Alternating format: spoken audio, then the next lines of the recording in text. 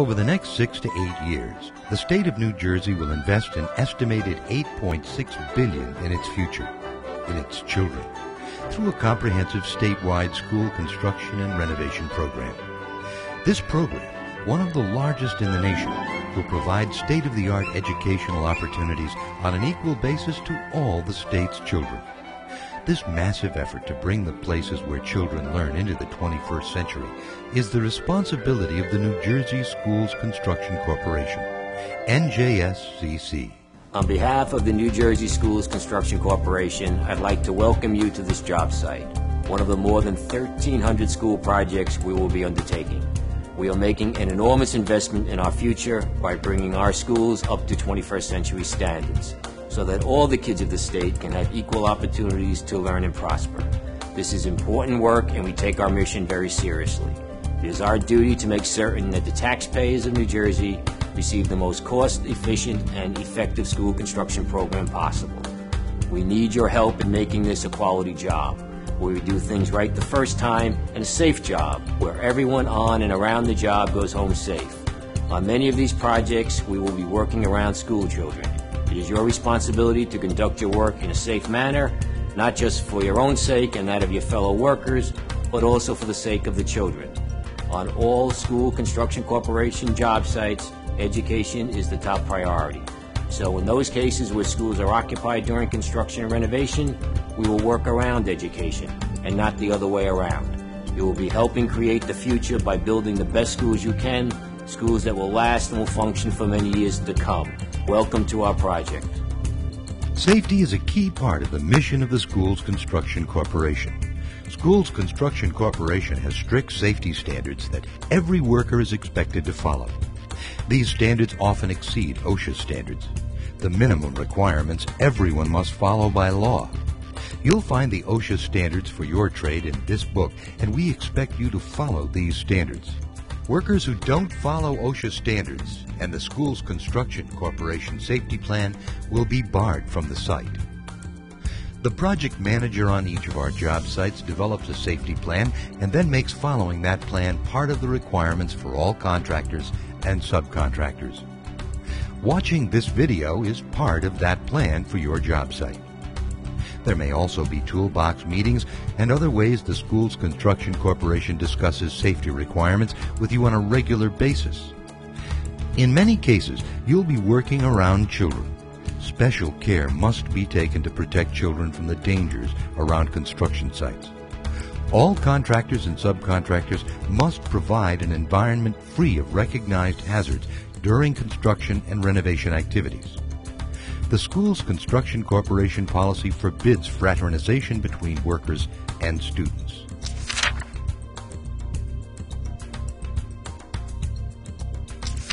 An important part of being safe is wearing the proper protective equipment appropriate to your trade. Every person on this job site is required to wear a hard hat with the rim facing forward, safety glasses or other appropriate eye protection, and work boots with substantial soles. Shirts with sleeves at least 4 inches are required. No muscle or tank top type shirts are allowed. Workers must also wear full-length pants. Shorts and sweatpants are not allowed. Welders must wear all appropriate protective shielding in addition to hard hats. Some jobs require proper dust protection or a respirator. If your job requires you to wear a respirator, you must be medically fit for work and must understand how to use the respirator properly. If you have any questions about how to use personal protective equipment, you can ask your supervisor or safety officer.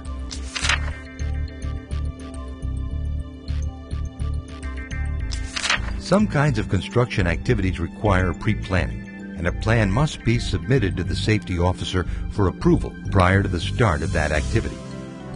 These plans must address all of the potential hazards associated with the activity and the ways to prevent them.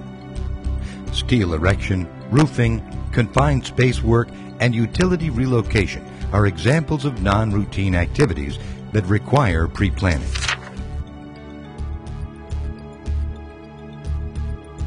Some of the most serious injuries on the job site result from falls. Everyone is at risk, whether they are on the ground or above it. You must wear a safety harness that's properly tied off for any work above 6 feet, even on ladders. Sturdy guardrails must be constructed around the perimeter of any drop over 6 feet and must be checked regularly.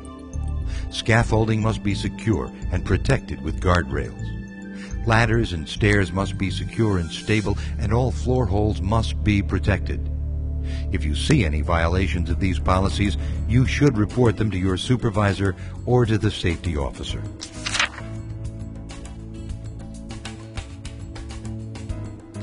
All electrical tools must be maintained in safe condition. Cords should be checked regularly, and faulty tools or cords should be removed from the site. Wrap all your cords so that someone doesn't trip.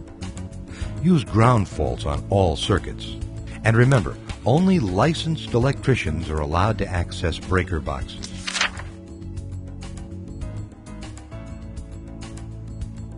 Working in confined spaces can be very dangerous, and it's critical that you follow all of the safety requirements that apply, including marking your area clearly and wearing proper protective equipment.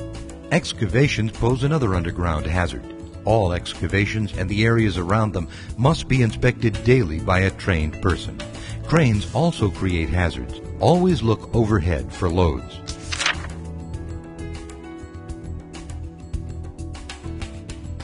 Many chemicals used on job sites can be hazardous if they're not used properly. In the project office, you'll find material safety data sheets, MSDS on all chemicals being used on the job site. You can review the MSDS on any chemical you may need to use in the office, or you can ask your supervisor for help. All hazardous materials are clearly labeled, but it's important for you to understand the warnings. The labels and the MSDS will tell you what precautions to take and what protective gear to wear, like goggles, suits, or respirators. Be sure to follow these instructions carefully. If you open a container and find MSDS sheets inside, give them to your supervisor.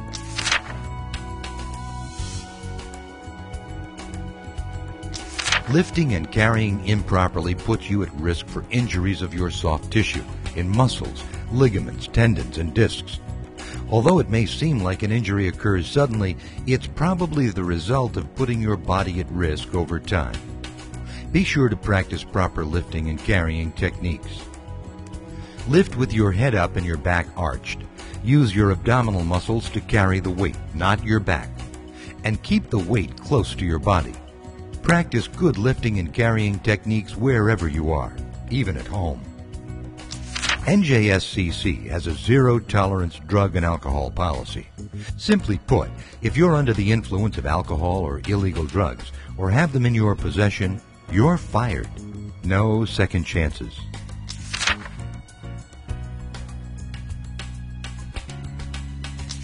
A clean site is a safe site. We require everyone to do their part to keep the workplace free of debris and potential hazards.